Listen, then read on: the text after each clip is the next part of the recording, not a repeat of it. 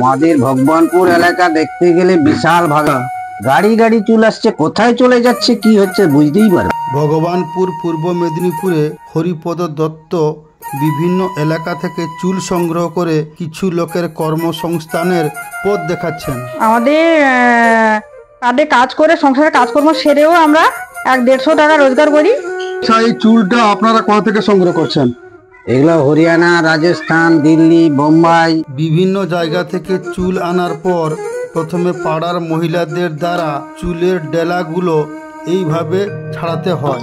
তারপরে ছাড়ানোর পর কাঁচি করা হয়, কাঁচির পর তারপরে ধুয়ে ফেন্সি করা হয়। এইভাবে সমস্ত প্রসেসিং হওয়ার পর চুল বিদেশের বাজারে চলে যায়।